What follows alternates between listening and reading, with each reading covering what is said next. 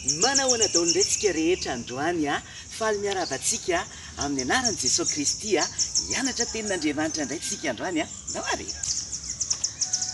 Iza tamintsika nefa nanonofo ratsy rehefa matory amin'ny alina mantsy dia manofo ny olona fa indraindray ny olona misy manofo ratsy dia rehefa manofo ratsy dia lasa matahotra dia lasa tsy mahita torontsony. Fa mba fantatrao tao anaty baiboly ihany koa nisy olona nanofo ratsy fa izy ary nanofo ratsy. Tadidinao ve le mpanjaka masika be niresahako anao iny, le mpanjaka amin'ny Babilôna izy, ny anarany le antsoina hoe Nebokadnezara. I Nebokadnezara nanofo indray andro dia tsy nahita tory izy fa mifoha izy mbola alina be mihitsiny dia fa mifoha sahady izy korotany ny olona rehetrarehetra tao amin'ny fanjakany natsony daholo ny olona rehetrarehetra tao amin'ny fanjakany hoe voazonareo fa nanofo ratsy dia voazony daholo ny olona rehetrarehetra. Rehefa nanofy ary Nebokadnezara dia natsony daholo ny olona rehetrarehetra tao amin'ny fanjakany dia natsony le olona safidiny manokana hanampy azy reny misy antsony hoe mpanandro na piskidy na mpanao magia na olokendry na prince le olona rehetrarehetra reny natsony daholo dia ozy izy hoe nanofy tamin'ny alina dia tenenao anahy inona nofoko tamin'ny alina dia teneninareo koa inona dika nofoko. Iareo ve efa nisy niteny an'izany na nitany an'izany hoe inona nofoko tamin'ny alina? Misy afaka mahafantatra an'izany ve? Tena sahirana ny olona rehetrarehetra ny haino an'izany hoe inona hono nofony Nebokadnezara tamin'ny alina dia asain'ny Nebokadnezara tenenina hoe inona nofony tamin'ny alina dia niteny daholo le olona rehetrarehetra tenenao anay nofonao ka tenenao anay nofonao dia teneninay ny dikany. Fa ozy izy le mpanjaka Nebokadnezara efa hoe nareo miteny nofoko hoe inona nofoko tamin'ny alina dia taneninareo koa ihany koa hoe inona ny dikany nofoko. Tena sarotra be zany.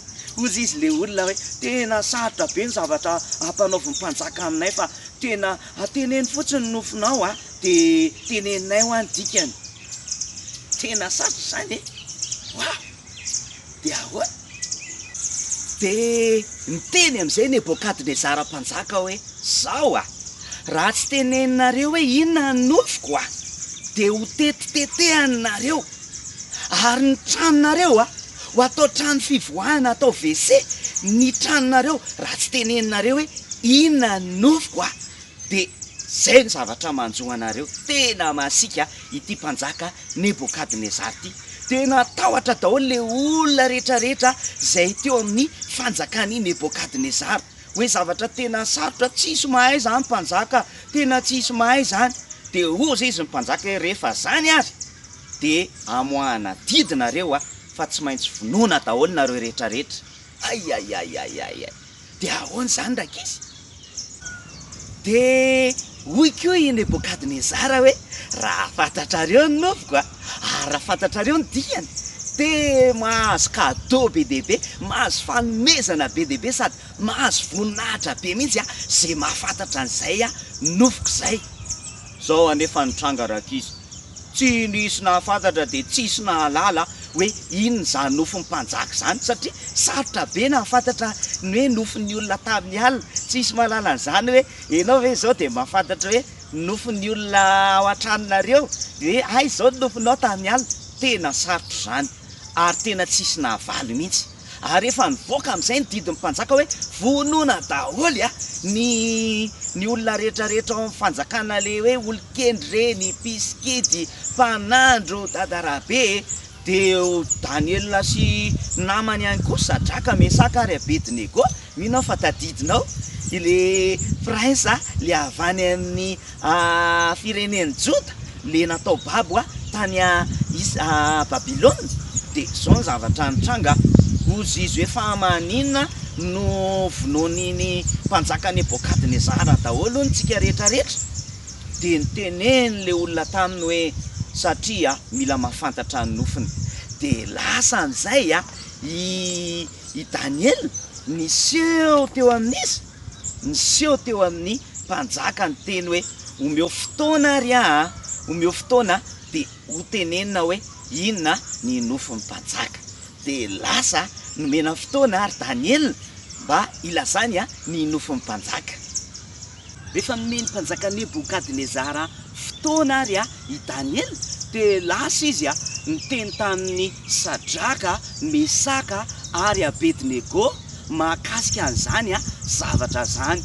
Dia inona nataony zareo? Nivavaka ry zareo. Nivavaka nangataka tanin'Andriamanitra ry zareo hoe ampio Andriamanitra ampafantaro anay hoe inona zany nofon'ny mpanjaka Nebokadnezara zany. Satria io Andriamanitra io dia mahafantatra ny zavatra miafina rehetra. Ianao ihany koa ange afaka mangataka fanampiana amin'Andriamanitra amin'ny zavatra manahirana anao e. Tsika rehetrarehetra afaka mangataka fanampiana amin'Andriamanitra tahaka nataon'ny Daniel, Sadraka, Mesaka ary Abednego.